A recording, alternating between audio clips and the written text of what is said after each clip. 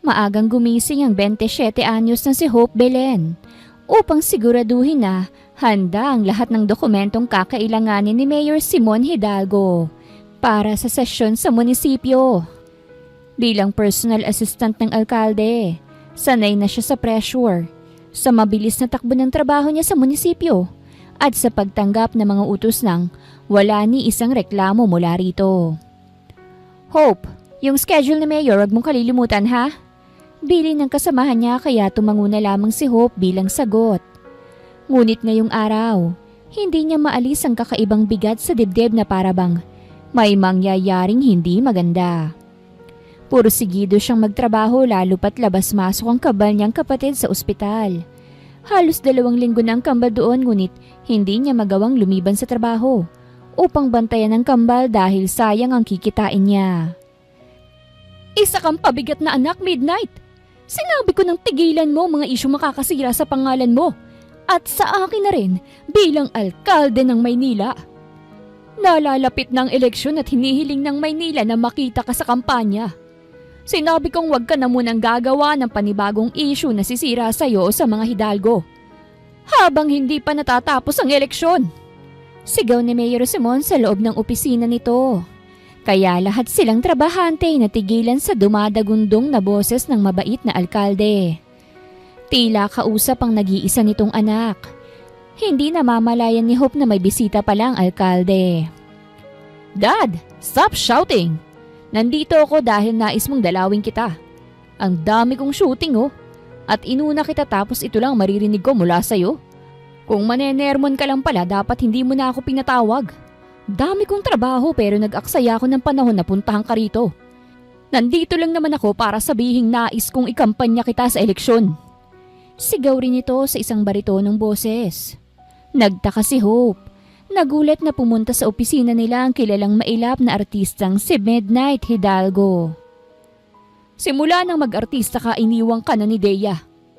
Naghiwalay kami ng mama mo't namatay ang kapatid mo, ganito na ang nangyari sa'yo. Napakataas ng tingin mo sa sarili mo, Midnight. Saad ni Mayor Simon. Shut up, Dad. Hindi ako sasama sa'yo sa eleksyon. Hindi kita ikakampanya kaya wag mo na akong pakialaman pa. May sarili na akong buhay. Wika ni Midnight at nagmamadaling lumabas sa opisina ng ama.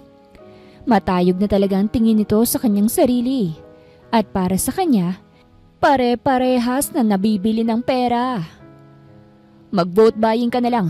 Marami ka namang pera eh. Hindi mo na ako kailangang gawing kasangkapan para manalo ka lang sa eleksyon. Bayaran mo sila ng pera. Wika ni Midnight. At anong tingin mo sa mga tao? Mga laruan mo na nabibili ng pera mo? Huwag mo kong patawanin, Midnight. Sigaw ng alkalde. Hindi nasiyahan sa sinabi nito. Halos hindi makahinga si Hope sa narinig. Bumukas ang pinto at lumabas si Midnight na bakas ang galit sa gwapong mukha. Sa unang pagkakataon, sa 3 taon niyang paninilbihan kay Mayor Simon, ay ngayon lamang nakita ni Hope ng personal si Midnight. Natama ang paningin nilang dalawa. Anong tinitingin-tingin mo dyan? Malamig na tanong nito kaya't natigilan si Hope. Hindi na nagulat na may pagkabastos ang anak ng alkalde. Halata naman kasi ang kayabangan nito sa telebisyon pa lamang. Hindi nga maunawaan ni Hope kung bakit gusto to ng kambal niyang kapatid. Masama bang tumingin sa'yo? Ikamamatay niyo po ba ang pagtitig ko? Mainit ang ulong tanong ni Hope. Hindi mo ba kilala kung sino ko? Nakakunot ang noong tanong ni Midnight. Hindi makapaniwalang isang manang lang manamit ang sasagot sa kanya ng pabalang. Dinagdagan pa ni Hope ang galit na nararamdaman ni Midnight ngayong araw. Dapat po ba kilala kita? Tanong pa ni Hope at muling inabala ang sarili sa harapan ng computer. Hindi na nakapagtataka na hindi mo ko kilala. Sama ng mong kasuotan, tiyak wala kayong tibis ah. Hindi na ituloy ang balak niyang sabihin nang maunahan siya ni Hope.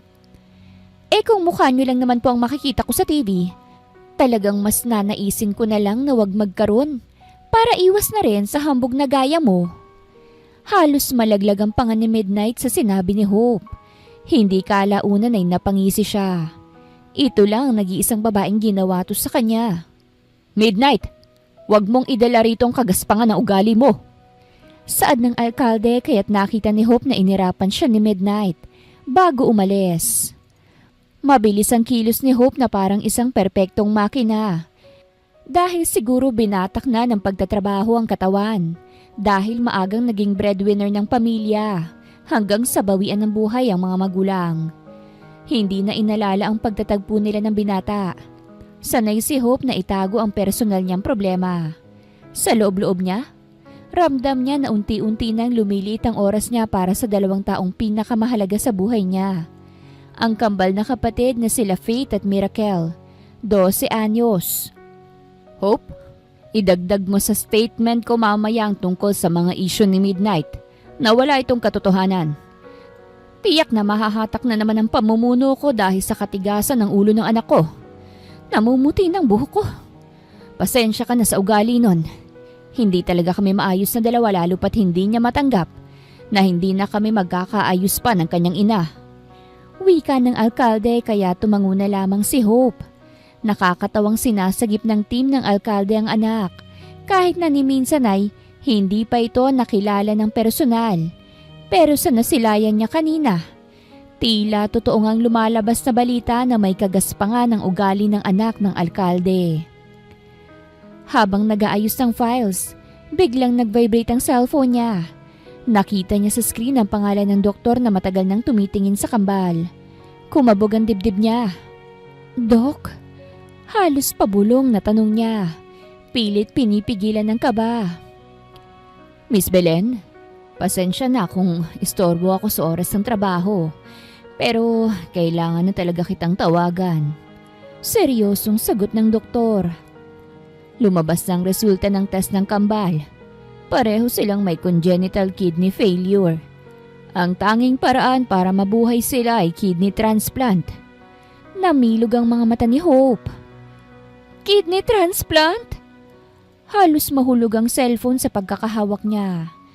Hindi na siya nagulat dahil yun ang sakit na kumitil sa buhay ng ina. Dok, hindi po ba pwedeng gamot lang? Dialysis, ganun. Katulad nung kay mama noon. Wala pa po kasi akong ipon para sa agarang transplant. Baka ho may alternatibong paraan para maayos pang sakit ng kambal nang hindi kami gumagastos ng napakalaking halaga ng pera. Hihintayin pa rin namin ang tamang donor. Pero habang wala pa, kailangan nilang sumailalim talaga sa dialysis regularly. At kahit matapos ang transplant, kailangan pa rin nila ng maintenance medicine. Habang buhay. At Miss Belen, hindi biro ang halaga nun. Kahit sa ang pamimilian ay gagastos talaga ng malaki. Dahil hindi naman basta-basta ang sakit ng kambal. Sagot ng doktor. Natahimik si Hope. Napakagat siya ng labi habang pinipigilang humagulgol. Magkano po ba, Dok? 2,000,000 at kalahati para sa operasyon nilang dalawa. At mahigit 60,000 kada buwan para sa lifetime medicine ng kambal upang matiyak na hindi nababalik ang sakit nila. Tiyak na mapipigilan ng paglala kung sasailalim sila sa kidney transplant. Miss Belen, naway nauunawaan mo kung saan lahat ito nanggagaling, lalo pat hindi natin naagapan ang nangyari sa mama mo. Napag-usapan na natin to noon. Ngayon na positibo nga ang result ng kambal, hihintayin namin ang desisyon mula sa iyo. Parang binagsakan ng langit at lupa si Hope sa sinabi ng doktor. Ang sahod niya bilang assistant ni Mayor ay halos sapat lang sa pagkain at baon ng kambal, pati sa renta ng maliit nilang apartment. Papaano siyang makakahanap ng ganun kalaking pera? Miss Belen, are you still there? Ulit ng doktor. Opo, Dok. Salamat. Tatawag po ako ulit mamaya. Susubukan ko pong kausapin si Mayor upang makahingi ng konting tulong. Pinutol niya ng tawag bago pa tuluyang sumabog ang emosyon niya. Napahawak siya sa dingding ng hallway. Pilit pinapakalma ang sarili. 2 lang ang pagpipilian niya. Manood habang unti-unting nauubos ang buhay ng kambal o gumawa ng paraan para makahanap ng malaking pera. Agad-agad. At doon, Unang pumasok sa isip niya ang ideyang matagal niya ng pilit tinatanggihan sa tuwing napag-uusapan nila ng kanyang kaibigan. Ang pagiging escort. Isang desisyon na sisira sa pagkatao niya, pero posibleng makapagsalba sa mga kapatid niya. Bahala na. Kailangan may gawin ako. Walang magagawang pag-iyak ko sa sitwasyon ngayon. Mahinang saad ni Hope. Lulunukin ang kapalarang babagsak siya sa pagiging bayarang babae. Kinagabihan, habang nakaupo si Hope sa gilid ng kama ng kambal, pinagmamasdan niyang mahimbing na pagtulog ng mga ito. Buo na ang desisyon niyang pasukin ang pagiging bayarang babae. Kinagabihan, habang nakaupo si Hope sa gilid ng kama ng kambal, pinagmamasdan niyang mahimbing na pagtulog ng mga ito. Buo na ang desisyon niyang pasukin ang pagiging bayarang babae. Gagawin ni ate ang lahat para hindi kayo mawala sa akin. Kaya pakiusap, lumaban din kayo ah. Huwag niyo namang hayaan na maiwan lang na mag-isa si ate. Mahinang saad ni Hope, dahil mawawala ng saysay ang lahat ng ginawa niya kung ang natitira niyang pamilya ay mawawala pa. Kung tutuusin, wala na siyang oras para maghintay habang pinanonood ang unti-unting sakit na lumalamon sa mga kapatid niya. Maya-maya'y nag-vibrate ang cellphone niya. Hope, pasensya na. Ngayon lang kita natawagan eh. Ngayon ko lang nabasa ang message mo. Alam mo naman ang trabaho ng kaibigan mong to. Tagabigay ng aliw at abala ang kumita ng pera. Naghahanap ka ng trabaho? May slot pa sa handler ko. May kliyente akong naghahanap ng babae. Isang aliw lang pero may kontrata kang kailangang pirmahan na kapag nilabag mo, may kaparusahan. Big money to, girl. Gusto mong subukan? Ani ng kaibigan niyang si Marga na matagal na niyang alam na nasa escort business. Napakagatlabi siya. Tila mababaliw siya sa kaba pero pinakalma niya ang kanyang sarili. Magkano? Marga, kailangan ko ng pere. Malaking halaga. Magkano ba kapag isang gabi? Mabilis niyang tanong. 100,000 per night. Kung magustuhan ka, may bonus ka kaya ikondisyon mo ang iyong cherry blossoms dahil sasabak yan sa totoong gera ng buhay. Kung tatanungin mo kung bakit ang laki, dahil may kontrata nga at may pangalan na pinoprotektahan at makakaulit ka pa o tataas pa yan, basta ba galingan mo at sundin mo lang yung mga nasa kontrata. Gusto nito nang masunurin sa kama kaya wag mong pasasakitin ang ulo ng kliyente mo. Kapag nagtsuktsakan na kayo, bigyan mo ng acrobat. Hayaan mong ibato-batok sa ere, ganun. Hayaan mong gawin niyang gusto niya sa'yo. Tumatawang saad ni Marga, kaya naman namula si Hope. Anong acrobat? Nahihiyang tanong niya. Acrobat, exhibition sa kama. Ikaw talaga? Alam ko namang berhen ka pa kaya pag-isipan mo muna yung desisyon mong to. Dahil wala na tong atrasan oras na magkapirmahan na ng kontrata. Kailangan mo rin namang magpasa ng medical mo since maarte ang kliyente. Ayaw nilang mahawa ng sakit. Alam ko namang wala namang makukuhang sakit sa'yo pero requirements na kasi yun. Gilingan mo lang. Mag-split ka pa kung gusto mo. Basta mag-aral ka namang magagandang posisyon. Sa mukha mo namang malaanghel, pasok na yan sa criteria. Sa experience ka lang matatalo. Baka maging regular ka pa niyang babae. Isipin mo, isang bukang hiwa-hiway lang niyang mga hita mo, 100 kyaw na agad. Kung wala lang ako matandang kliyente ngayon, ako nang mag-acrobat girl. Kaso, one at a time lang dapat tayo rito. Natatawang saad ni Marga, kaya't napailing na lamang si Hope, pero nasilaw na siya sa malaking halaga ng pera. Halos matulala siya. Isang gabing trabaho ay katumbas ng halos isang taon niyang sahod. Ngunit kasabay ng pag-asa, pumasok din sa isip niya ang takot. Papaano kung makilala siya? Papaano kung masira ang pangalan niya pati ang trabaho niya kay Mayor Hidalgo? Sige, bigyan mo ko ng islat, Marga. Mahinang saad ni Hope. Nag-aalinlangan siya pero nang makita niyang payat na braso ng kapatid na si Faith na nakalaylay mula sa kumot, Muli siyang tumingin sa cellphone. Saan ang meet up? At kailan? Mas maaga, mas mainam, Marga. Kailangan na kailangan ko ng pera sa lalong madaling panahon eh. Kung medical lang naman palang kailangan niya, magpo-provide ako. That's the spirit, girl! Mabuhay ang mga breadwinners ng pamilya. Tong mga gantong klase ng lalaki, naglalaway kapag nakakita ng cherry blossom. Kaya gawin mo yung strength mo para paikutin sa palad mo ang kliyente mo.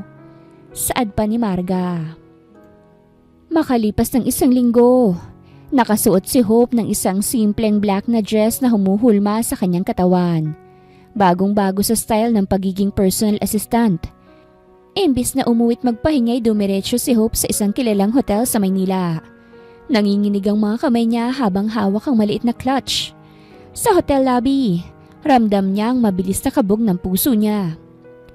Lumapit si Marga. Nakangisi. Perfect ka tonight. Napaka-angelic ng makeup mo. Relax lang. Hindi ka nila gagalawin ng hindi mo gusto. Unless papayag ka. May kontrata naman, Hope. Huwag ka lang biglang aatras kapag nakapirma ka na kasi talagang lagot ka. Marga, may aatras pa ba sa 100,000? Tapos isang bukang liwayway lang ng mga hita. Pero sino ba yung kliyente ko? Halos pabulong na tanong ni Hope. Ngumisi lang si Marga, saka nagbaba ng boses.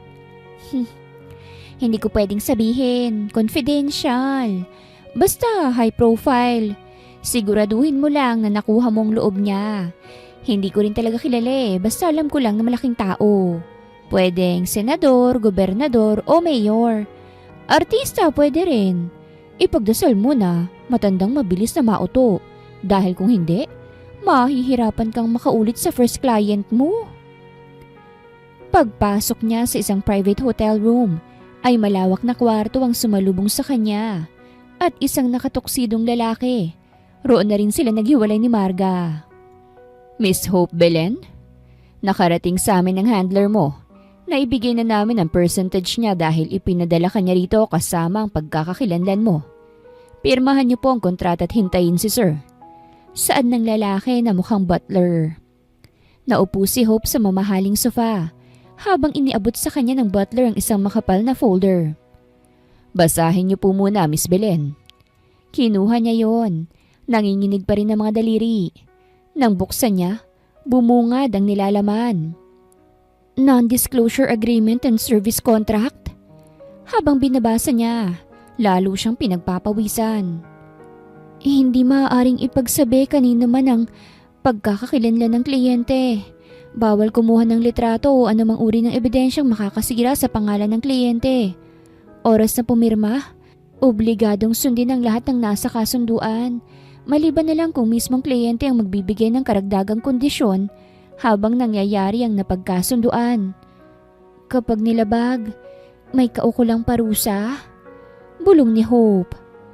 Nauunawaan mo naman siguro lahat, hindi ba? Tanong nito, kaya't napataas ang kilay ni Hope. OA naman ang patakaran nyo? Apaka-arte? Ganito ba talaga palagi, sir?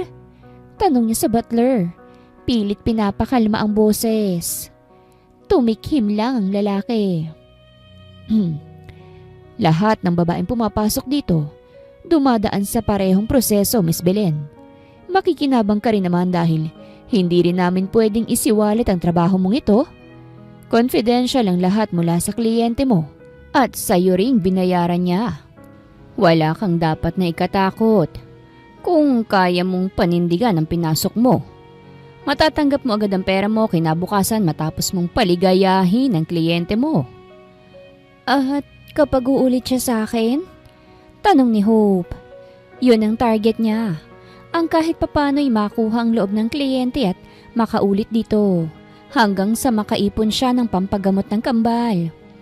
Ngumisi ang butler. Huwag kang umasa. Matapos ang gabing to, mapuputol na rin ang koneksyon ninyo. Lalo pat hindi naman na umuulit si Sir sa mga babaeng napagdaanan niya na. Napataas ng kilay si Hope. Ano siya? Gold? Magpasalamat siya't may mga kagaya kong tao na nangangailangan ng napakalaking pera. Dahil kung hindi Hindi rin naman ako desperadang tanggapin ang ganitong trabaho. Saglit siyang nag-alinlangan. Naramdaman niya ang bigat ng papel sa kanyang mga kamay. Para bang kasabay nito ay bigat ng responsibilidad at kahihiyan na kailangan niyang isugal. Pero nang sumagi sa isip niya ang kambal, agad niyang dinampot ang ballpen sa mesa at pumirma. Siguraduhin niyo lang po na hindi ako mamamatay o gawa ng hindi makatarungan ng kliyente ko. Banta ni Hope dahil sa kaba. Tumutupad kami sa usapan. Sagot ng butler. Dapat lang po. Ani Hope at iniabot ang pinirmahang kontrata. Very well. Ngumiti ang butler. Kinuha ang kontrata mula sa kanya. Isang bagay lang ang malinaw, miss. Bawal kang magtanong kung bakit kailangan niya ng bayarang babae. Confidential ang dahilan. Hindi napigilan ni Hope na magtanong. Pero bakit? May asawa ba siya? Politiko ba? Senador? O may tinatago ba siya? Ngumisi lang ang butler. Parang alam na alam ang sagot pero ayaw sabihin. Makikilala mo rin siya. In a few minutes. Ang masasabi ko lang hindi siya basta-bastang tao. At isang karangalang maging babae niya. Sana lang hindi ka magaya sa mga babaeng dumaan sa kanya na sila na mismong humihiling na kunin ulit ni Sir para paligayahin ang gabi nito. Hindi ako ganon. Bakit ako maghahabol ng isang lalaki? Ang gusto ko lang sa kanya, pera. Maangas na sagot ni Hope. Hindi niya kasi gusto na tila may pagkamaangas ang magiging kliyente. Bago pa siya muling makapagtanong, biglang bumukas ang pinto ng suit. Halos malaglag ang panga ni Hope nang makilala ang lalaki. Matikas, naka-black tuxedo. May matalim na titig at presensyang punong-puno ng authority at kayabangan. Ang anak ng kanyang boss, ang sikat na modelo at artista sa buong bansa, si Midnight Hidalgo. Halos mabitawan ni Hope ang clutch bag sa gulat. Diyos mio, siya palang kliyente ko? Mumunti niyang tanong sa kanyang isipan. Ayos na ang lahat, Sir Midnight. Saad ng butler bago sila iniwan na dalawa. Malamig ang aircon pero mas malamig ang titig ni Midnight kay Hope. I know you. Midnight laughed. Hindi nakaimik si Hope lalo pat hindi maganda ang una nilang pagtatagpo. Sino mag-aakalang may ganitong trabaho ang isang manang under sa pamumuno ng walang silbi kong ama? Sinasabi ko na nga ba unang tingin ko pa lang sa'yo, alam ko nang may dirty secret ka. Diba? Lahat talaga napapabago ng pera. Look at you now. See? Natatawang tanong ni Midnight. Labas sa usapan ng trabaho ko kay Mayor Simon. Ano naman ngayon sa'yo kung binago ako ng pera? O kung may dark secret ako? Sa ating dalawa, mas kilala ka ng bansa. Ikaw ang mas kabahan dahil sa sikreto mong ito. Malamig na sagot ni Hope. Kahit naman anong gawin niya ay nakilala na siya ng binata. Maangas ka pa rin kahit nabayad ka na. Malamig na tura ni Midnight. Katawan ko lang ang binayaran mo at hindi ang opinyon ko. Sagot ni Hope kaya't nag-irapan silang dalawa. Baguhan? Tanong ni Midnight habang tinatanggal ang kanyang coat at ibinato sa sofa na para bang katatapos lamang ng shooting nito. Kita agad sa kilos mo. Pangilan mo na ba ako, ha? Ang tapang-tapang mo pero ganito naman kababa ang trabaho mo. Ilang bigating tao na bang napagdaanan mo bago ako? May super sir ka bang naging kliyente o ako lang? Swerte mo naman. Hindi nakasagot si Hope dahil sa kaangasan ni Midnight. Nais niya itong sakalin dahil sa inis. Isang artistang may lihim palang ganito. Nagbabayad ng isang babae mapaligaya lamang ito sa kama. Bakit ka pa nagtatanong? Wala naman sa kontrata na kailangan palang makipagchismisan sa mga customer. Matapang ding tanong ni Hope. Kaya't napailing na lang si Midnight. Ayoko talaga sa babaeng matabilang dila. Inis na saad nito. At ayoko sa lalaking maraming sinasabi. Balik ni Hope kay Midnight. Hindi ka makakalabas dito nang hindi ika-ika ang hita mo. Pananakot pa ng binata. Halos mamanhid ang ulo ni Hope dahil sa sinabi nito. Umirap si Midnight, saka pabagsak na naupo sa mamahaling swivel chair. Ano pang hinihintay mo? Sumayaw ka! Utos nito. Namilog ang mga mata ni Hope. Ha? Sumayaw ka. Ulit nito. Ngayon ay nakataas pa ang kilay. That's your first task. Gusto kong makita kung worth it bang rate mo. 100,000? Really? Sa babaeng parang sasabog dahil sa pamumula ng pisngi? Ano? Napahiya ka ba nang malaman na anak ng boss mo ang customer mo? Paano mo kaya titignan sa trabaho si Dad habang iniisip kung paano ka umuungol habang winawasak na kita? Parang gusto nang sumabog ng dibdib ni Hope. Hindi siya marunong sumayaw ng sexy dance. At hindi siya makahinga sa katabila ng bibig ni Midnight. Ayokong sumayaw. Saad ni Hope. Ang alam lang niya'y magsulat ng memo, mag-ayos ng speech, at mag-encode. Anong pakialam ko? Yun ang gusto kong gawin mo ngayon . Nakangising saad ni Midnight. Wala siyang choice. Nagsimula siyang gumalaw. Pigil, matigas, parang robot. Ilang sandali pa'y narinig niyang malakas na tawa ni Midnight. Literal na napayuko ito habang humahagalpak. Bayar ang babayang binayaran ko at hindi isang clown. What's your name again? He asked. Hope. Sagot niya. Hope? Pero yung katawan mo wala ng pag-asa. Saad ni Midnight. Hindi makapaniwalang ganito ang nakuhang babae. Sanay na kasi siya sa ganito. Mas nais niya pang magbayad ng babae dahil sumusunod ito sa kontrata kesa sa manliligaw siya ng sakit sa ulo kung magdemand sa kanya. At least sa mga ganitong babae ay bayad. Namula si Hope sa galit. Makapagsalita ka naman, napakayabang mo. Kanina ka pa . Pikam-pika na ako sa kayabangan at kagaspangan ng ugali mo . Ikaw kayang sumayaw. Hindi na nakapagtimpi pa si Hope. Ganito ka ba magpahiya ng babae, Mr. Midnight Hidalgo? Taas ng tingin mo sa sarili mo? Kaya mo lang magbayad ng babae kasi may pera ka. Pero kung wala, tiyak na walang magmamahal ng totoo sa'yo dahil sa kapangitan ng ugali mo. Nanlaki ang mga mata ni Midnight dahil sa sinabi nito. Nasaktan siya doon, kaya siguro iniwan siya ng mga mahal niya sa buhay. Totoo naman . Mas matigas pa sa bakal ang katawan mo kung gumiling ka. Insulto ni Midnight. Namula ang pisngi ni Hope. Ano bang gusto mo? Mag-cartwheel ako rito? At isa pa, unang beses ko ito. Kung hindi lang nakakasilo ang offer ng trabahong to, hindi kita papatusin. Kala mo napakagwapo mo? Dahil sa inis ni Midnight, ay nais na lamang niyang tapusin ang gabing to para mabasuran niya ng babae. Kaya't naghubad na siya. Dahilan kung bakit lumantad ang dibdib niya. Sunod ang slacks na suot. Dapat dyan sa bibig mo, pinapasukan ng Armalite ng lalaki para hindi ka na makapang-insulto pa. Inis na saad ni Midnight. Doon halos napalunok si Hope nang makita ang Armalite na tinutukoy nito. Ang laki ng sandatang pandigma ni Midnight na lumitaw ng tuluyan nitong tanggalin ang pambaba. Diyos ko! Halos mapasigaw si Hope. Napaatras at napatakbo palayo. Hindi ko kakayanin yan. Parang yung pang-Olympics. Wait lang. Sorry. Hindi. Ayoko. Nataranta si Hope sa laki ni Midnight. Hoy! Sigaw ni Midnight. Naglakad, papalapit. Bumalik ka rito. Di pa tayo nagsisimula.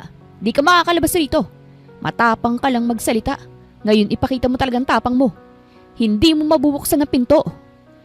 Pero mabilis na kumaripa si Hope. Paikot-ikot sa loob ng kwarto habang hawak ang clutch bag. Lumayo ka sa akin! Midnight Hidalgo! Sigaw niya. Namumula sa kahihiyan. Baka naman matrauma ako sa laki niyan. Hindi ko naman alam na ganyan palang laki ng mga sandata ng lalaki. Wawasakin yan ng Milky Paradise ko. Trauma? Milky Paradise? Are you crazy? Halos mabaliw na rin sa inis si Midnight. Humahabol kay Hope. Hindi pa kita hinihipot, wala pa akong ginagawa, nagwawala ka na. Ano to, hide and seek? Huwag mo akong takbuhan. Tama ka na, baka atakihin ako sa puso. Sorry, maghanap ka na lang ng ibang babae. Wait lang, umaatras na ako sa usapan. Sagot ni Hope habang pilit umiikot sa kama. Sa halip na magalit, lalong natawa si Midnight. Ang weird mo. Ako na nga magbabayad eh. Ako pa itong parang naghahabol sa baliw na kagaya mo. Eh kasi nakakatakot ka naman eh. Sigaw ni Hope. Halos maiyak na sa hiya at kaba. Sa huli, nagkatitigan sila sa magkabilang gilid ng kama. Si Midnight, pawis at naiinis pero may bahid ng tuwa sa mukha. At si Hope, hingal na parang makikipag-sparring. At doon napansin ni Midnight na kakaiba si Hope. Hindi katulad ng mga babaeng nakilala niya sa ganitong larangan. You're not ordinary. Sa 2 taon kong nagbabayad ng bayarang babae, ikaw lang nakilala kong tumatakbo matapos galitin ang sandatang pandigma ng isang lalaki. Bulong niya habang pinagmamasdan ng takot, inis at inosenteng ekspresyon ni Hope. I'm a virgin. Lalagnatin naman ako sa laki ng batuta mo. May pasok ako bukas. Hindi ko naman pwedeng pabayaan yun. Baka ikamatay ko yan kapag isinaksak mo sa akin. Anya ni Hope. I'll double your price. Tumigil ka na sa pagtakbo at harapin ang binayaran ko. Huli na para umatras ka. Pinasok mo to, kaya panindigan mo. Sigaw ni Midnight. Hindi siya kailanman nakagalaw ng wala pang karanasang babae. Kaya hindi niya kayang ikumpara ang naging experience niya kay Hope. Ngunit ito lang ang babaeng kumaripas ng takbo papalayo sa kanya. Sa kabilang banday napaisip si Hope. 200,000 na ang offer. Makipagbumbaya lang siya. Triple. Mahinang pakikipagtawaran ni Hope. Triple? Ang mahal naman. Tapos bago pa kita matikman, pinagod mo pa ako. Hindi na ituloy ni Midnight ang sasabihin nang magsalita si Hope. Deal or no deal, 300,000 plus bonus. Hello? Mas masikip pa to sa inaakala mo. Ikaw kaya ang unang mapagbibigyan ko nito. Dapat nga ikatuwa mo yun. Dahil sa mayabang at mukhang bisukol ko isusuko ang bataan. Bisukol? Malalaki ang matang tanong ni Midnight. Wala pang nang insulto sa kanya ng ganito. Halos sambahin ang kagwapuhan niya na tinawag lang na bisukol ni Hope. Hell, I'm a freaking superstar tapos tatawagin mo kong bisukol? Sigaw ni Midnight. Eh ano naman ngayon kung superstar ka? Maangas na tanong ni Hope. Napahawak sa panga niya si Midnight dahil sa inis. Siguraduhin mo lang na worth it ang 300,000, Hope. Nakangising saad niya. Worth it yan. Ikaw lang naman ang hindi worth it na pagsukuan ng bataan. Insulto pa ni Hope kaya't napangisi si Midnight. Na-challenge sa tinura ng dalaga. Come here. Utos ni Midnight kay Hope kaya't napalunok siya. Kahit kinakabahan ay lumapit si Hope kay Midnight na agad na humawak sa kanyang braso upang hilahin at tuluyang ilapat ang nangangailangang labi sa nanginginig na labi ni Hope. Halos kapusin siya ng hininga dahil sa klase ng halik ni Midnight sa kanya. Subalit tinugon niya ni Hope. Iniisip na para lahat sa kambal ang kanyang ginagawa. Kaagad na sinibasib ng mapangahas na labi para sa isang malalim na halik ang kanyang labi. Maghubad ka. Utos ni Midnight at halos mapatili si Hope nang itulak siya nito sa malambot na kama. Walang nagawa si Hope kung hindi ang maghubad sa harapan nito. Baka ma-ospital ako sa laki niyan. Anya na parang bata. Itatakbo kita sa ospital. Huwag kang mag-alala. Sagot ni Midnight. Namula ang mukha ni Hope. Hindi naman niya alam kung normal bang ganito ang Armalite ng isang lalaki. Mark my words. Pagkatapos ng gabing to, sisiguraduhin kong hahanap-hanapin mo ang akin. Magagaya ka sa mga babaeng nababaliw sa akin na lahat handang gawin para lang maikama ko ulit. Malamig na sabi ni Midnight at mabilis na hinuling muli ang nanginginig na labi ni Hope. Wait! Saad ni Hope at itinulak sa malapad ni dibdib si Midnight. Magbilang ka bago mo isaksak sa Milky Paradise ha. 1, 2 tapos 3 biglain mo. Hindi naman kasi ikaw masasaktan. Sigaw ni Hope at sinabunutan si Midnight. Halos kapusin siya ng hininga nang tinitigan siya ni Midnight. Namumungay ang magaganda nitong mga mata. Napailing na lamang si Midnight. Hindi nagtagal ay muling inangkin ang kanyang labi ng binata. Nakulong ang ungol ni Hope sa bibig ni Midnight at halos makagat ang labi nito nang maramdaman niyang pinisil nito ang kanyang Mount Fuji. Hindi ka na makakalakad bukas. Sinong mag-aakalang may malaki kang Mount Fuji? Bulong ni Midnight. Naglalagablab ang kanilang katawan. Sa isang iglap ay dahan-dahang naglakbay ang lapastangang bibig ni Midnight. Napakapit si Hope ng mahigpit sa malambot nitong kama. Halos mapasigaw si Hope nang sa isang iglap ay nakabukhang liwayway na ang kanyang mga hita at nasa pagitan na ang ulo ni Midnight. Midnight! Ano ginagawa mo kay Milky Paradise? Sigaw ni Hope. Nilalamutak nito ang kanyang Milky Gate. Huwag kang makulit. Sigaw ni Midnight na sumakit ng anit dahil sa pagkakasabunot ni Hope. Hindi na ituloy ni Hope ang pagrereklamo ng pumosisyon sa harapan niya si Midnight. 1, 2. Bilang ni Midnight at ibinaon nito ang giant pencil nito sa kaloob-looban ng kanyang Milky Paradise. Hayop ka, Midnight. Sabi ko sa 3. 2 pa lang inano mo na. Umiiyak na saad ni Hope. Ngunit narinig niya ang sunod-sunod na mura ni Midnight habang nakapikit na tila ba nasasarapan pa. Ang sikip. Bulong nito. Malamang, ikaw pa lang nagbukas ng Milky Gate na yan. Anya, kaya't nakita niya ang pagngisi ni Midnight. Ngunit nangingibabaw pa rin ang sarap sa gwapong mukha nito. Welcome sa akin.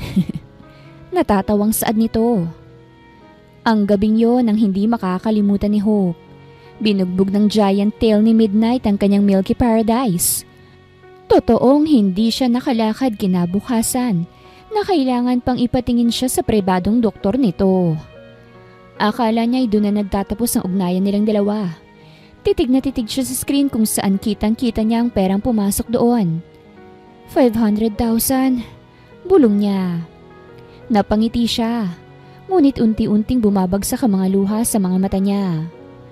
Ang akala niyang maireregalo sa mapapangasawa ay naibigay niya lamang sa lalaking hindi tinigilan ng kanyang Milky Paradise. It's okay, Hope. Ang importante, magagamit mo to para sa kambal. Bulong niya. Isang buong linggong na mahinga si Hope dahil nilagnat din siya. Hindi naman na siya umaasa na tatawagan siya ni Midnight. Tatanggap siya ulit ng kliyente. Wala namang mawawala pa sa kanya. Sigurado ka bang kaya mo pang tumanggap? Tanong ni Marga nang dalawin siya. Oo, Marga, kaya ko pa. Pangako this time na may experience na ako baka tumagal na sa akin ng isang kliyente. Kulang pang ipon ko. Bulong ni Hope kaya tumango ang kaibigan. Grabe, nilagnat ka. Malaki ba talaga? Tanong ni Marga. Namula si Hope at dahang-dahang tumango. Oo, malaking malaki. Bulong ni Hope. Sana all. O sige na, baka mamayang gabi magkaroon ka agad lalo pat marami naghahanap ngayon. Saad ng kaibigan kaya't napailing na lamang si Hope. Pumasok siya sa trabaho ng araw na yon habang naghihintay ng update kay Marga. Abala ang lahat sa nalalapit na eleksyon. Hope, bukas pa rin ang charity sa tulong para sa kambal. Huwag ka mag-alala. Kahit abala tayo sa eleksyon, hindi ko pababayaan ang request mo para sa kambal. At para na rin maoperahan na sila sa lalong madaling panahon. Saad ni Mayor Simon kaya't gumaan ang dibdib ni Hope. Subalit sa kalagitnaan ng pag-aayos nila ng mga campaign mugs, ay pumasok ang lalaking akala niya ay hindi na niya makikita pa. Hi! Good morning everyone! Nakangisi nitong samit sa lahat. Sir Midnight! Nandito ka na naman? Saad ni Helen. Natigilan si Hope. Hindi kasi niya alam ang nangyari sa isang linggo niyang pagliban sa trabaho. Nadadalas pong pagpunta niyo rito, Sir Midnight May crush po siguro kayo rito. Biro pa ni Helen. Nagtama ang paningin ni Midnight at Hope. Inirapan nito ng dalaga. Hope, tulungan mo kong buhatin ang mga karton ng campaign shirt ni Dad. Utos ni Midnight. Bilang trabahante, ay pumasok siya sa loob ng opisina at sumunod kay Midnight at nagulat siya nang ilak nito ang pinto. Anong ginagawa mo? Nakakunot ang noong tanong ni Hope. Magsasalita pa lamang siya nang sunggaban siya ng malalim na halik ni Midnight. Midnight! Madiing tanong ni Hope. Itinulak niya ang binata at tumingin sa nakasarang pinto. I can't kiss you? Nakangising tanong nito. Kumabog ang mabilis ang pintig ng puso ni Hope. Bakit mo naman ako hahalikan? Sino ka ba? Nobyo ba kita? Inis na tanong ni Hope. Sino ako? Yung lalaking nagpasigaw sa iyo sa ibabaw ng kama. Anito kaya't napalunok si Hope. Napasinghap si Hope. Anong klaseng lalaki ka ba? Tapos na yung kontrata natin, hindi ba? Bayad na ako. Bayad! Tapos na tayo! Umiling lang si Midnight. Parang may sariling kontratang sinusunod. Tapos? Yung bonus na ibinigay ko. 500,000 ang pumasok sa account mo, Hope. Hindi ba't sobra pa yun sa usapan natin? Teka lang. Hindi ibig sabihin nun na pwede mo na akong halikan kahit kailan gusto. Oras ng trabaho. At hindi ako bayarang babae kapag nasa opisina ng daddy mo. Nag-aalalang sigaw ni Hope. Gusto niya nang tumalikod pero hindi niya magawa. Lalo na nang maramdaman niyang unti-unting namumula ang pisngi niya. Napangisi si Midnight. So, halik lang? Hindi na bumbaya? Ayos lang, Hope. Halik lang naman ang hinihingi ko ngayon. Namiss kita eh. Hindi mo ba ako namiss? Ang kapal mo talaga. Pabulong pero mariin ang pagkakasabi ni Hope, sabay irap sa lalaki. Hindi ito tinablan sa kasungitan niya. Ay, alam mo ba, Hope?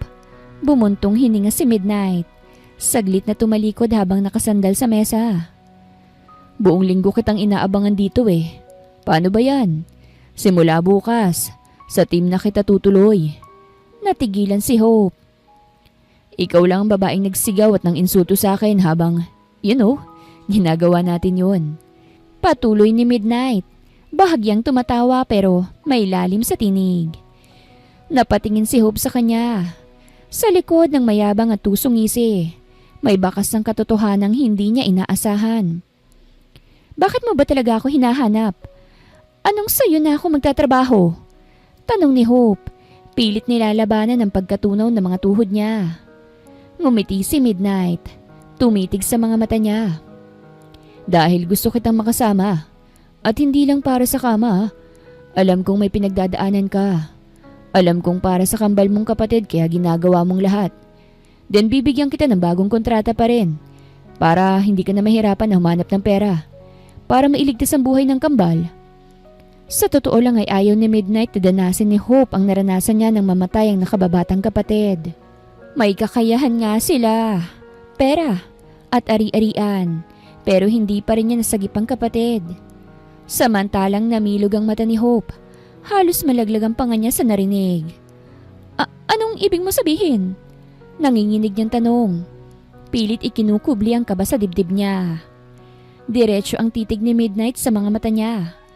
Parang binabasa ang mismong kaluluwa niya. Simple lang. Bibigyan kita ng perang kailangan mo para sa kambal mo, Hope. Hindi lang 500,000, kundi lahat ng gagastusin sa operasyon at gamutan nila. Para siyang nahulog sa isang malalim na hukay. Hindi siya makapaniwala. Parang tumigil ang oras sa paligid nila. Pero bakit? Ano na naman ang kapalit? Mahina ngunit matalim na tanong ni Hope. Lumapit palalo si Midnight. Halos magdikit na ang mga labi nila. Naramdaman ni Hope ang init ng hininga ng binata. Ikaw, sa akin ka maninilbihan. Bayad ang serbisyo mo sa akin. Hindi bilang sekretarya ng tatay ko. Hindi bilang isang simpleng babae. Kung hindi bilang akin, bayarang babae ko, Hope. Ako lang ang lalaking hahawakan mo mula ngayon. Kontrata natin yon. Parang binuhusan ng malamig na tubig si Hope. Napaatras siya. Nanginginig ang tuhod. What? Midnight, hindi mo ba naiintindihan? Hindi ako laruan. Pero pinutol siya ng malamig na titig ng binata. Hindi rin ako basta nag-aalok ng pera. Lalo na ng ganito kalaki. Sabihin na lang natin na hindi pa ako nagsasawa sa'yo. Hindi ko alam kung matatawa ko o magwawala sa kapal ng mukha mo. Halos pasigaw na tugon ni Hope. Pero nararamdaman niyang hapdi ng luha na pilit kumakawala. Dahil sa kabilang banda, totoong para sa kambal niyang kapatid. Hindi na niya alam kung hanggang saan ang kaya niyang isugal. Ngumiti si Midnight, mapanganib pero nakakaakit.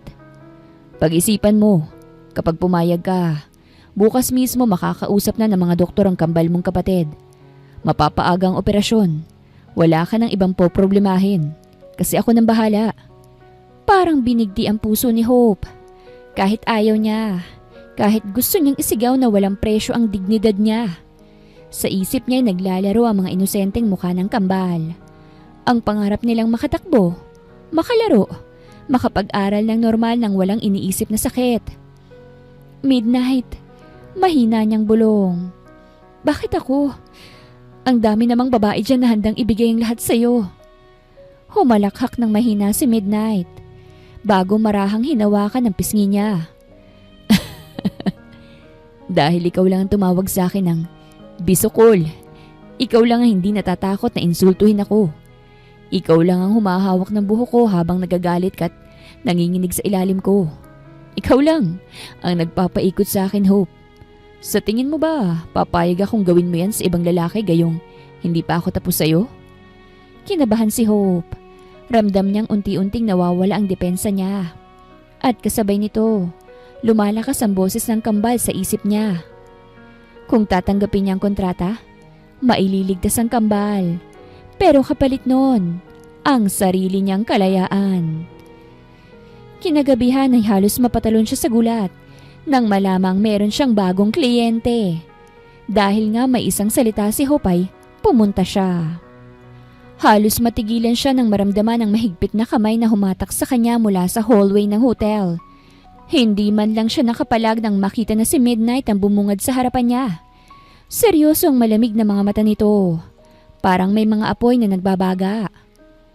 She's not coming. Saad ni Midnight sa butler na umaakay kay Hope para ipadala sa susunod na kliyente nito. Magandang araw mga viewers! Ang kwentong ito ay hatid ng Love Series TV. Salamat sa pakikinig! Midnight, anong ginagawa mo rito? May client ako! Galit niyang sigaw habang pilit na binabawi ang kamay. Pero bago pa siya makapagpatuloy, hinila siya nito papasok ng elevator. Nagulat ang ilang tao pero agad din silang naiwan ng magsarang pinto. Naiwan silang dalawa. Magkalapit, parehong nag-aapoy ang mga mata. Kliyente? Malamig na ulit ni Midnight. Halos pabulong pero mariing-mariin. Ibang lalaki? Kakausap lang natin kaninang umaga. Hope, ang tigas-tigas ng ulo mo. Wala ka ng pakialam at akala ko ba pag-iisipan ko munang alok mo ha? Sagot ni Hope. Nanginginig ang boses. Hindi alam kung galit ba ang dahilan ng mabilis na pintig ng kanyang puso. Bayad mo na ako. Tapos ng unang kontrata natin. Wala kang karapatan na diktahan kung sino pang tatanggapin ko. Hanggat hindi ako nakakapagdesisyon sa alok mo. Nanginginig ang panga ni Midnight at bahagyang itinulak siya sa dingding ng elevator. Hindi yun masakit pero ramdam ni Hope ang init at bigat ng presensya nito. Wala akong karapatan, bulong ni Midnight. Nakatitig sa mga mata niya. Hope, akala mo ba papayag akong may ibang lalaking hawak sa'yo nang hindi pa ako tapos? Magkano ba? Sana sinabi mo na kailangan pala kitang bayaran muna habang nag-iisip ka sa alok ko. Pati palang pag-iisip mo sa kontratang alok ko kailangan kong bayaran. Sigaw ni Midnight, kaya't malakas na dumalong kamay ni Hope sa mukha niya. Hindi lahat mabibili mo ng pera, Midnight. Nandito ako kasi may isang salita ako kay Marga. Hinanapan niya ako ng kliyente at dapat lang siputin ko yon. Sagot ni Hope. Halos magpanting ang tenga ni Midnight at tila naalala ang ginawa ni Dea sa kanya. Nang ipagpalit siya nito sa mas mayaman noong nagsisimula pa lamang ang pangalan niya sa showbiz. Na may ibang lalaking hihigop na mga sigaw na ako lang ang dapat makakarinig? Tanong ni Midnight. Nanginginig ang dibdib ni Hope. Gusto niyang magwala. Pero totoo, ramdam niyang natataranta rin siya sa lalim ng titig nito. Pilit niyang itinutulak ang dibdib ni Midnight pero hindi siya gumalaw. Bakit ba ang tigas ng ulo mo? Singhal ni Midnight. Kung tatanggapin mo lang ang alok ko, tapos ng lahat ng problema mo. Hindi mo na kailangang dumapa sa kama ng kung sinong estranghero. Hindi mo kailangang ngumiti sa mga lalaking wala namang pakialam sa'yo. At mas lalong hindi mo na kailangang magpabugbog sa iba. Niyang milky paradise mo dahil ako nang gagawa nun para sa'yo, Hope. Pero ikaw, putol ni Hope. Singkit ang mata. Halos sunod-sunod ang luhang bumabagsak sa mga mata ni Hope. Hindi niya alam kung bakit natatakot siya sa ideyang bigyan ng pagkakataon ng nais ni Midnight. Ikaw ba may pakialam ka sa akin? Midnight? Para saan ba talaga to? Dahil ba gusto mo lang ako bilang laruan na pagsasawaan mo? Bayarang babae lang sa paningin mo? Halos mabingi siya sa katahimikan ng ilang segundo bago sumagot si Midnight. Hindi nagalit kung hindi mababa, mabigat at naiinis. Bakit ba humihiling ka pa ng mas malalim pa? Hindi ba sapat na ayokong may ibang lalaking tumingin sa'yo ng paraan na ako lang dapat nakakakita? Inis na tanong ni Midnight. Hindi maunawaan ni Hope dahil akala niya ay hindi na makakaulit ang mga babaeng dumaraan dito.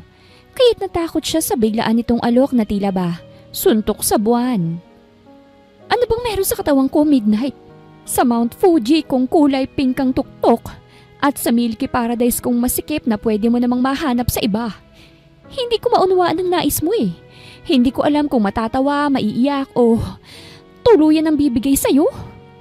Inis na saad ni Hope pero natawa lang si Midnight. Kaya muli niya itong sinampal. Baliw yata ang lalaking nakapasok sa kanyang Milky Paradise.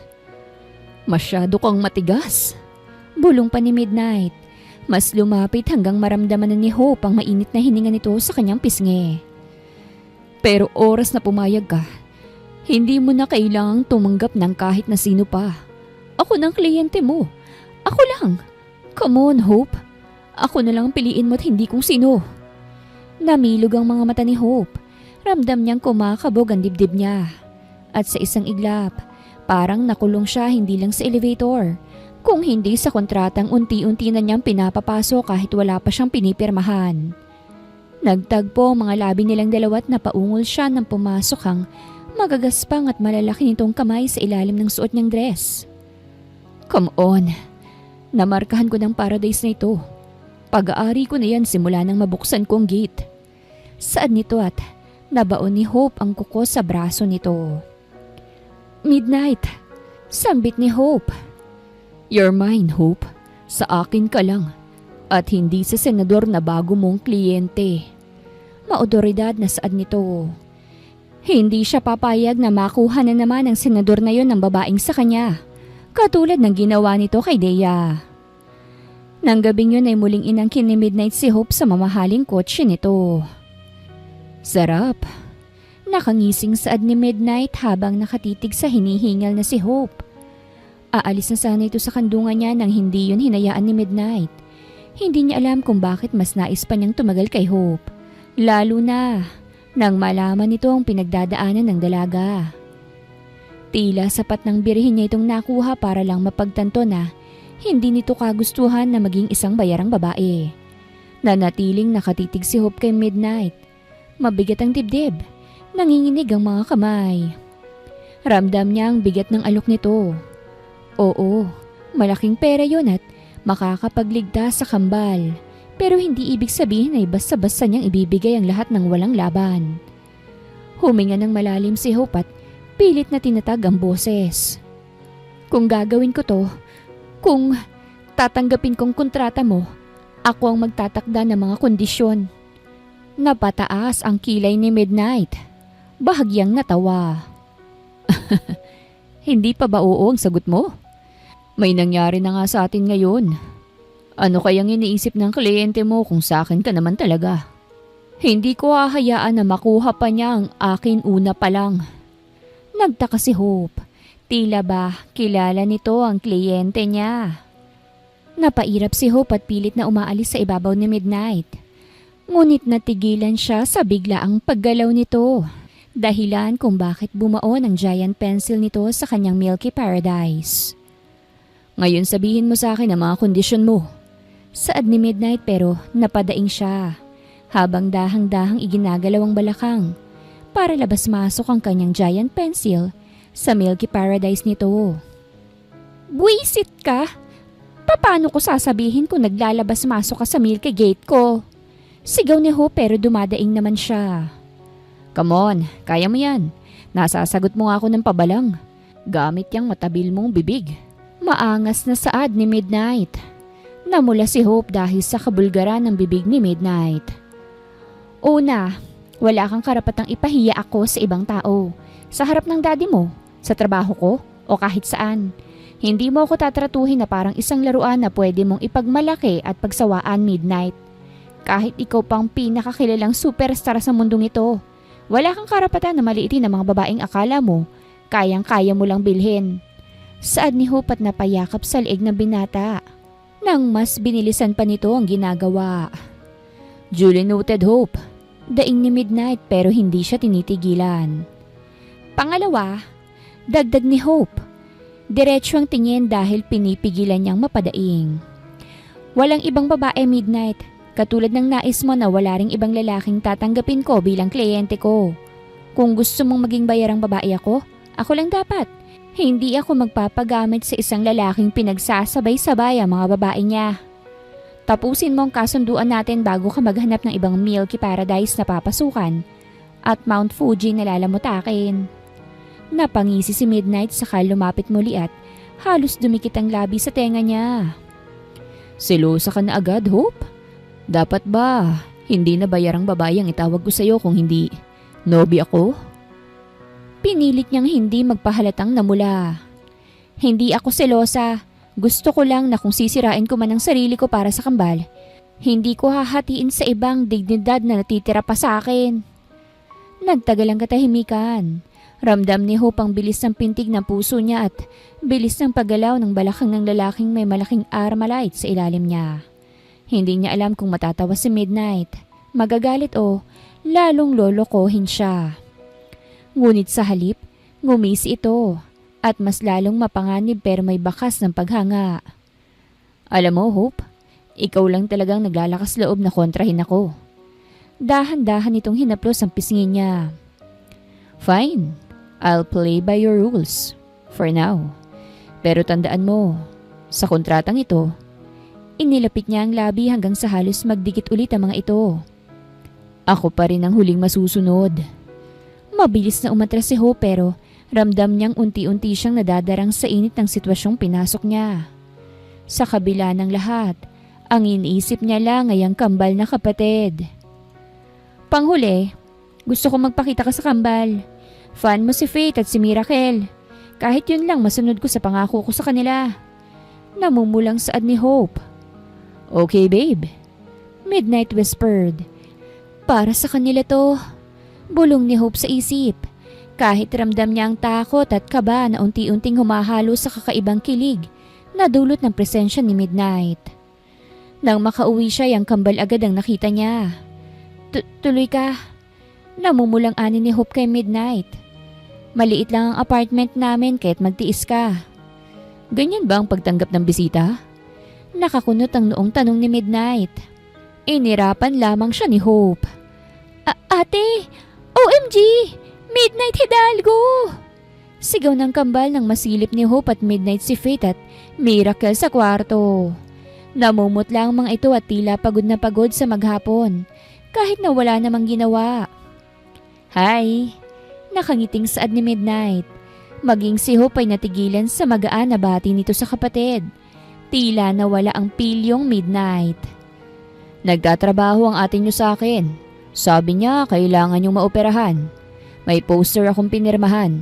Makakanood pa kayo ng concert ko basta magpapagaling kayo ha. Ani ni Midnight. Hindi niya maunawaan kung bakit magaan ang loob niya sa kambal. O dahil sa namatay niyang half-sibling sa side ng mama niya na binawian ng buhay dahil sa sakit sa puso. Tila nais niyang iligtas ang kambal na hindi niya nagawa noon sa pumanaw na kapatid. Magpapagaling po kami. Malaki po ang magagastos sa operasyon namin eh. Kawawa si ate sa paghahanap buhay. Namumulang saad ni Faith kahit ginuli ni Midnight ang buhok nito. That's the spirit. Faith and Miracle, right? Hayaan niyo ng ate niyong magtrabaho. Huwag niyong isipin ang problema ng matatanda. Ang dapat gawin niyo lang ay mabuhay. Magpagaling kayo. Nag-aalala ang ate niyo sa inyo. Wika ni Midnight. Titig na titig sa kanya si Hope habang mabilis ang pintig ng puso. Namula siya nang makita ang mga marka ng kalmot niya sa leeg nito. Isang linggo matapos ang napagkasunduan nila ni Midnight, hindi na dokumento, schedule ng sesyon sa munisipyo ng mayor o mga papeles ang hawak ni Hope. Sa halip, nasa lamesa ang script, wardrobe list at mga sketch ng stage set para sa pelikulang pagbibidahan ni Midnight. Para siyang naligaw sa ibang planeta mula sa mundo ng politika. Tungo sa magulo pero makulay na mundo ng showbiz. Hope, make sure ready ang outfits ko bago mag-alas 10. Ayokong malate sa shooting dahil lang kulang ang mga gamit ko. Malamig pero pamilyar na boses ni Midnight ang narinig niya. Habang nakaupo ito at nakasuot lang ng simpleng shirt at shades. Parang hindi isa sa pinakasikat na artista sa bansa. Napakurap si Hope. Sa totoo lang, nang magtrabaho siya kay Midnight, ay nagbago ang lahat. Nanibago talaga si Hope at hindi isang mayabang si Midnight kapag nasa harapan ng kamera. Para itong ibang tao. Sa tutuusin ay pareha silang parang ibang tao ni Midnight. Kung sa City Hall ay nakikita niya si Mayor Simon na seryosong nakikipag-debate, kay Midnight naman ay nakikita niyang isang taong parehong demanding pero sa ibang anyo. Isang artistang kailangang perpekto sa paningin ng lahat. Gagawin ko yan. Sagot ni Hope kaya't muling inabala ni Midnight ang sarili sa pagme-memorize ng kanyang script. Sabihin mo ring dadalaw ako sa kambal. Nakakatuwang successful ang operasyon. Nakangiting saad nito kaya't napangiti si Hope. Kapag lumakas daw sila, gagawang ka nila ng bracelet eh. Suotin mo ani Hope. Napansin niya nang maoperahan ng kambal ay hindi na sila halos nagtatalo ni Midnight. Sa unang araw pa lang ay ramdam niya ang bigat ng bagong mundo sa piling ni Midnight. Pero tila inaalalayan siya nitong makapag-adjust. Mula sa paparazzi na halos itulak ito para makakuha ng larawan. Fans na sumisigaw ng pangalan ni Midnight. At mga production staff na parang laging nagmamadali. Hindi biro maging assistant ng isang hidalgo. Bulong ng stylist nitong si Sammy. 5 taon nang naninilbihan kay Midnight habang inaabot kay Hope ang isang garment bag. Lalong-lalo na kung si Midnight yan. Kapag seryoso lang siya mukhang 30 pero kapag nasa harapan ng kamera, parang mas bata pa sa ibang mga nasa early 20s pa lang. Kaya nasa kanyang mata ng mga paparazzi. Napakagatlabi si Hope. Hindi siya pwedeng magkamali. Hindi. Para kay Midnight. Kung hindi para sa kambal na umaasa sa kanya na ngayon ay tuloy-tuloy na ang gamutan. Sa likod ng lahat ng kaguluhan, lihim na tinititigan siya ni Midnight. Hindi tulad ng ibang babae sa paligid niya. Hindi starstruck si Hope. Sa halip, halata ang kaba pero pilit niyang itinatayo ang sarili at nakikipagsabayan sa gulo ng mundo niya. Kaya't napangiti si Midnight. Bit-bit ni Hope ang dignidad at determinasyong hindi mababali ng kahit sinong lalaki. Baka sa pagkakataon na to, sa akin ang pagmamahal, hindi na ako maiiwan. Bulong ni Midnight at napapikit. Ha? May sinasabi ka? Tanong ni Hope nang ibaba ang tumbler niya sa mesa. Gulat ding tanong ni Midnight. Napairap naman si Hope dahil mukhang lumilipad ang isip ng binata. Bumalik na si Hope sa van ni Midnight. Hindi na malaya na sumunod ito. Hope! Tawag ni Midnight habang papasok sa van na maghahatid sa set. Sanay ka sa politika. Tingnan natin kung kakayanin mo ang showbiz. Huwag kang bibigay dahil simula ngayon, hindi ka lang basta PA. Ikaw ang magiging anino ko. At sa unang pagkakataon, naramdaman ni Hope na hindi lang simpleng trabaho ang pinasok niya. Kung hindi isang bagong kontrata na maglalapit sa kanila. Hindi lang bilang boss at assistant, kung hindi bilang 2 taong pinipilit intindihin ang mundo ng isa't isa. Tumagal ang pagiging personal assistant / babae niya kay Midnight ng 2 buwan. Bagay na bagay sila, no? Tanong ni Sammy. Totoo bang kumakalat na nobya ni Sir Midnight yan? Tanong ni Hope. Sa 2 buwan mahigit niyang pagtatrabaho kay Midnight, ay unti-unti niya itong nakikilala. Wala itong kapaguran sa pakikipagbumbaya sa kanya, na tila pampalakas nito ito. Hindi niya nga alam kung napapansin yun ng ibang trabahante ni Midnight. Oo, totoo yun. Iniyakan nga yan ni Sir Midnight eh. Lalo na nung piliin niyang ibang lalaki. Isang senador. Na-trauma yata si Sir Midnight dun eh kasi halos napahiya siya nun sa showbiz. Kasi tinanggi siya ni Miss Dea at pinili yung mayamang senador. Saad ni Sammy kaya't natigilan si Hope. Wala siyang alam sa isyong yun ni Midnight. Ang alam niya lang ay babaero ito. Hindi agad nakaimik si Hope. Parang unti-unting bumigat ang hangin sa paligid niya habang nakatitig lang kay Sammy na para bang hindi sinasadyang ibinunyag ang isang lihim na hindi niya alam na dapat bang malaman niya. Iniyakan? Tinanggi? Senador? Naalala niya kung bakit nagalit si Midnight noong tumanggap siya ng kliyente na senador. Akala ko kasi dati puro lang landi si Midnight. Mahina niyang sabi. Halos parang sa sarili lang. Ganon din naman halos kami lahat ang akala. Panay landi lang si Sir Midnight. Sagot ni Sammy. Sabay lingon sa paligid bago idinagdag ang revelasyon nito kay Midnight. Pero ibang Midnight si Sir noong kay Dea. Akala namin siya na tapos bigla nilang nawala yung babae. Tsaka nalaman namin, iniwan pala siya tapos mas nag-boom agad ang karir. Kasi nga nagpagamit sa senador para sa kasikatan at pera. Para sa isang mas stable daw na future. Napakuyom ng palad si Hope. Mas stable. Bulong ni Hope. Oo. Pero sa titig ni Sir Midnight sa kanya, parang kahit ilang taon nang lumipas, si Miss Dea pa rin yata talagang ending ni Sir Midnight eh. Nakikipaglaro lang talaga yan sa mga babae. Pero ang endgame niyan, si Miss Dea pa rin. Saad ni Joanne samantalang tumatango naman si Sammy. Para bang binabalikan siyang lahat ng insecurities niya. Ang mumurahing apartment, ang ulam na sinahugan lang ng sabaw para magkasya, ang pagkayod niya ng doble para mapagamot ang kambal. Kung ako si Dea, pipiliin din ba ako ni Midnight? Tanong ni Hope sa isip niya habang tinititigan ng lalaking binayaran siya na masayang nakikipag-usap sa babaeng totoong iniibig nito. Pero siya si Hope. Hindi siya si Dea. Isang bayarang babae na may malaking perang kailangan para sa kambal na kapatid.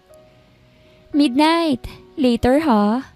Nakangiting saad ni Dea kaya't ngumiti rin si Midnight. Okay, mag-iingat ka sa pag-uwi. Saad nito kaya't napakagat sa ibabang labi si Hope. Hindi mapigilan ng selos na nararamdaman. Lumipas pang 2 buwan at mas nalaman niyang nakaraan ito.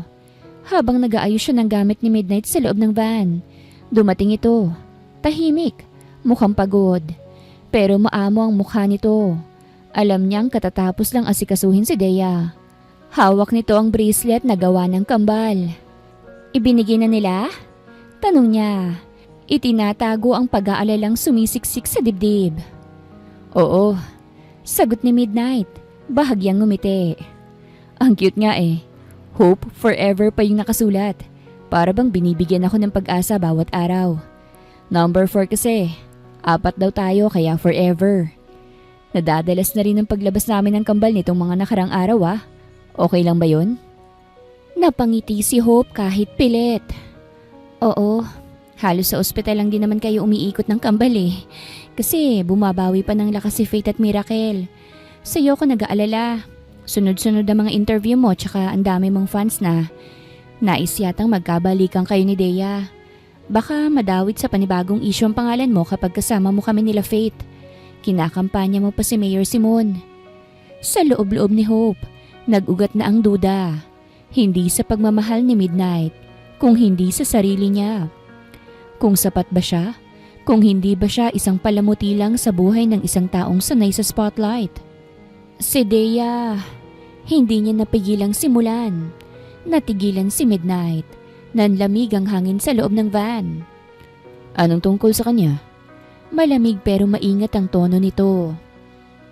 Minahal mo talaga siya ng sobra, no? Hindi na siya umiiwas. Gusto niyang marinig kahit masakit. Matagal bago sumagot si Midnight. Para bang pinipili niya ang bawat salita. Hindi para saktan, kung hindi para hindi masyadong masaktan. Oo, sagot nito sa wakas. Minahal ko siya. Pinag-uusapan niyo ako habang nagtatrabaho ako? Malamig na tanong ni Midnight. Pilit na ngumiti si Hope. Aha? Ano?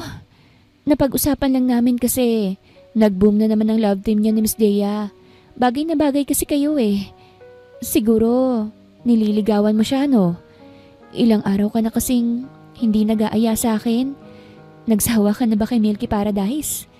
Biro ni Hope. Anong pinagsasasabi mo? Parehas lang tayong pagod na dalawa. Hindi kita inaaya kasi ilang araw ka na rin puyat dahil sa kambal. Sagot ni Midnight.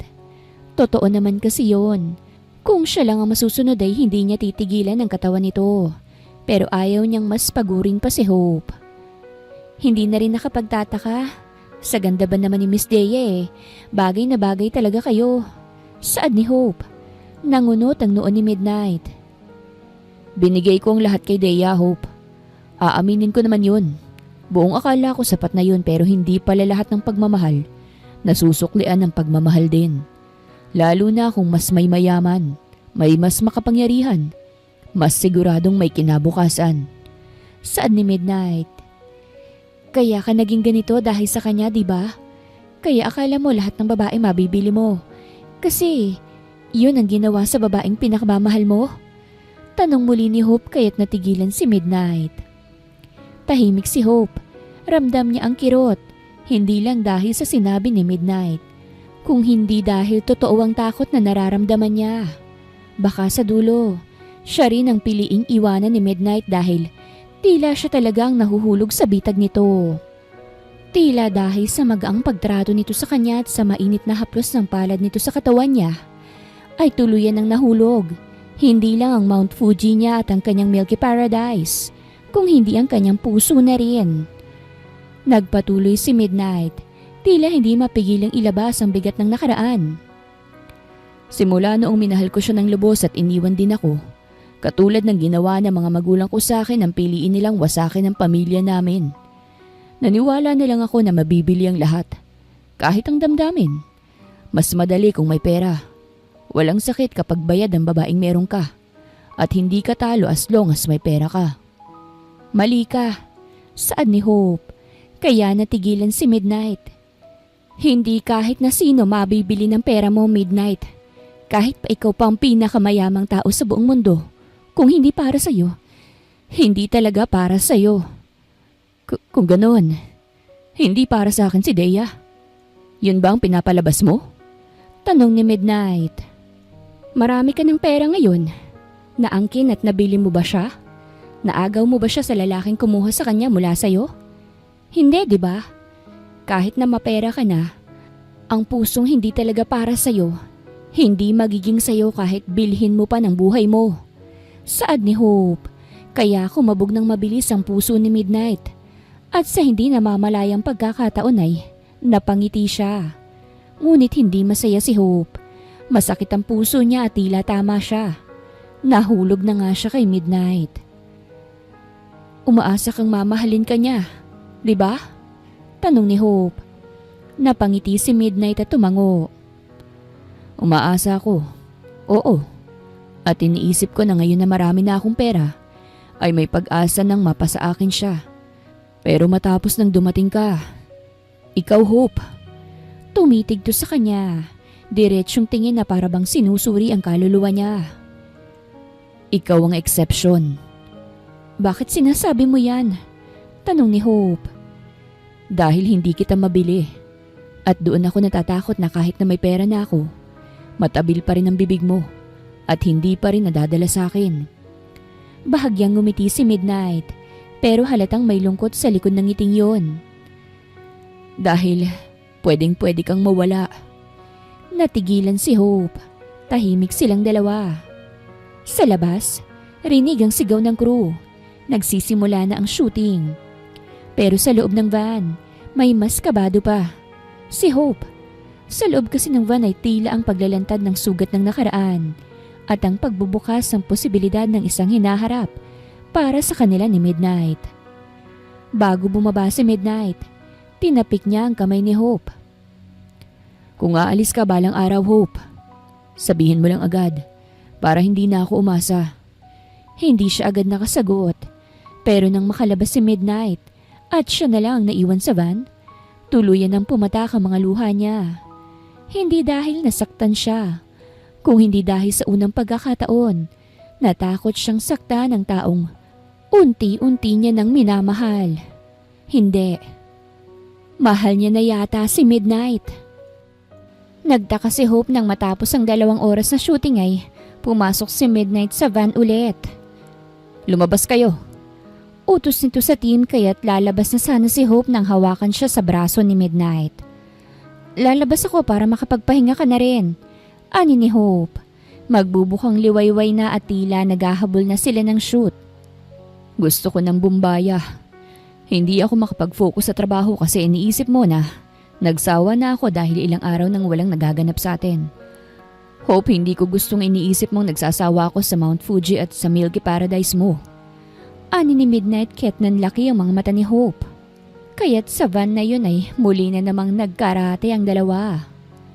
Hope, totohanin na natin. Bulong ni Midnight kaya't nagdiwang ang puso ni Hope. Tinotoo nga ni Midnight ang sinabi niya at halos hindi na sila maghiwalay. Sunod-sunod ang dates nila at parang tangang nagtatago sa mga hoodies na suot kapag lumalabas silang dalawa. Ano? Dirty little secret mo pa rin ako? Biro ni Hope kaya't natawa si Midnight. Kaya ko nang ipagsigawan ka. Hintayin mo lang. Sagutin mo muna ako. Saad nito habang kumakain sila ng fishball. Sa bawat araw na lumilipas, mas lalo nang naging pamilyar ang presensya ni Midnight sa buhay ni Hope. Mas madalas na ngayon ang lambingan. Mas bihira na ang away.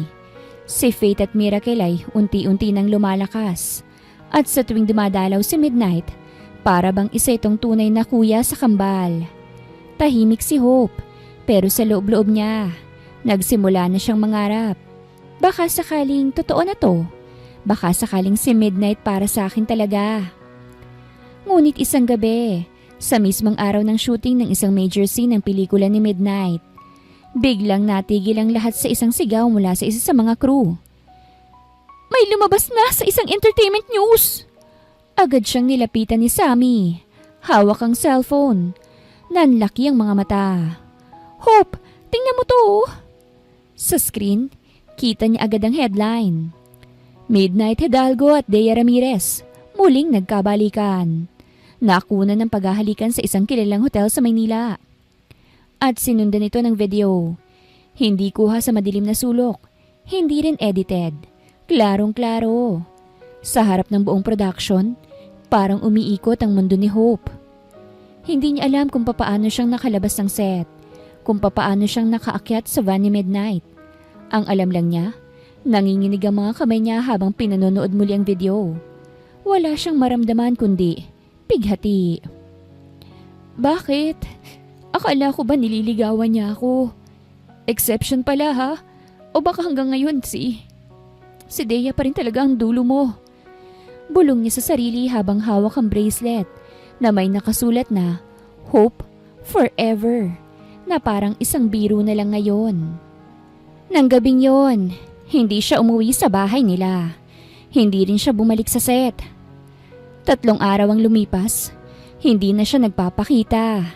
Hindi rin siya sumasagot sa tawag o text ni Midnight. Hanggang sa personal na pinuntahan siya nito.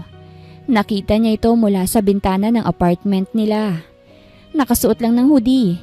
May dalang paper bag ng paborito nilang siomai. Isang bagay na madalas nitong dalhin kapag gusto siyang suyuin. Hindi siya handa. Hindi niya kayang makita ang mga mata ni Midnight na dati ay kayang lumusot sa lahat ng depensa niya. Lalo na't alam niyang maaaring may kasinungalingan ang mga matang yon. Hope! Siya ang humalik! Hindi ko yun ginusto! Sigaw nito pero hindi lumalabas ang kwarto si Hope. Kahit halos punit-punit na ang damdamin, hindi bumababa si Hope.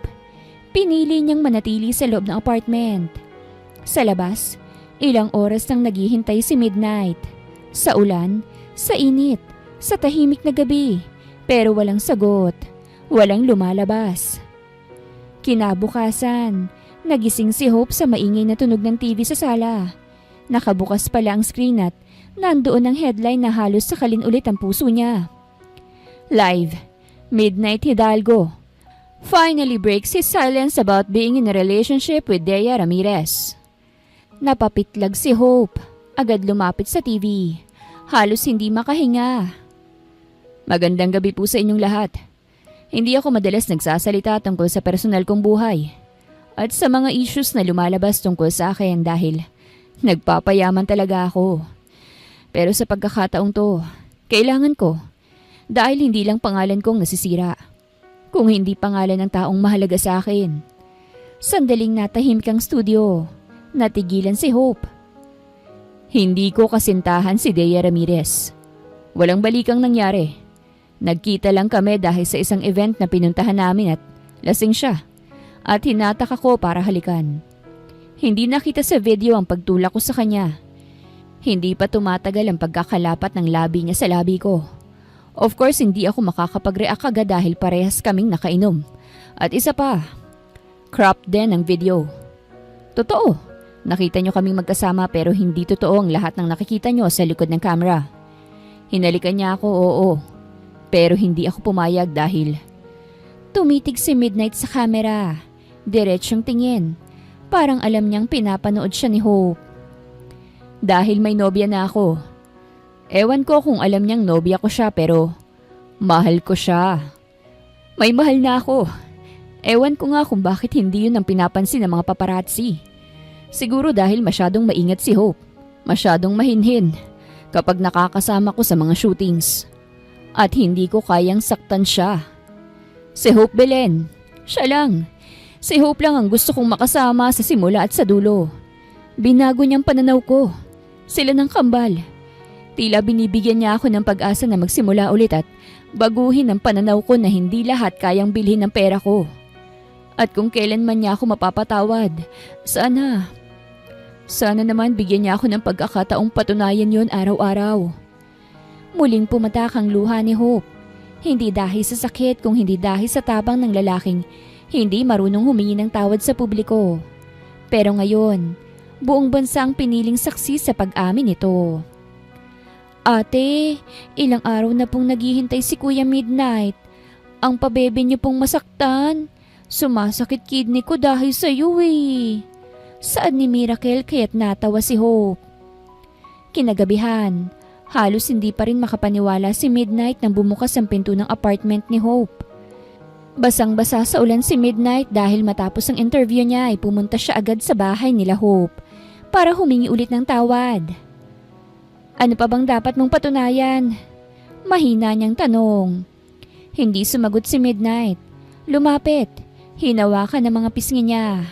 Maingat. Parang natatakot na baka matuluyan na siyang mawala. Ako si Hope. Hindi ako si Dea. Pero sana naman sapat na yon. Bulong ni Hope. Ikaw lang ang kailangan ko, Hope. Pinamukha mo na yan sa akin. Pabulong din ni Midnight. At doon, sa gitna ng malakas na ulan na tumatama sa bubungan nila Hope, sa harap ng pinagmulan ng lahat ng sakit at saya nila, naghalikan sila. Hindi para magpapansin, hindi para sa press, kung hindi para sa isa't isa. Lumipas ang 6 na buwan.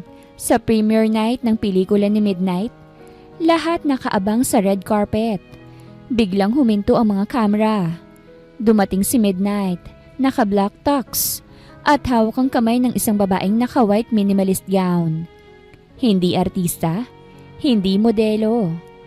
Si Hope Belen. Simple, maganda, tuwid ang tingin. At sa unang pagkakataon, hindi siya assistant at hindi siya bayarang babae. Siya ang partner ni Midnight Hidalgo. Hope, bulong ni Midnight habang hawak ang kamay niya. Forever na to. Magpakasal na tayo. Ngumiti si Hope. Wala nang Dea. Walang kung sino pa. Ikaw lang. At ang Milky Paradise at Mount Fuji mong hindi na pwedeng basta nalang ipagamit sa iba. Kasi sa akin talaga nakalaan yan. Sa mismong premiere night ng pelikula ni Midnight, ipinagsigawan niyang babaeng may Milky Paradise na bumabaliw sa kanya. Pwede na ako magretiro sa showbiz at maging huwarang ama kay Paradise. Ani Midnight at hinawakan ng tiyan ni Hope. Dahil sa bawat kadiliman ay may liwanag na handang tumulong at sinagip siya ni Hope simula nang bayaran niya ito. Ito ang nagpamulat sa kanya na hindi lang pera ang basihan sa lahat, kung hindi isang tunay na pagmamahal. Wakas.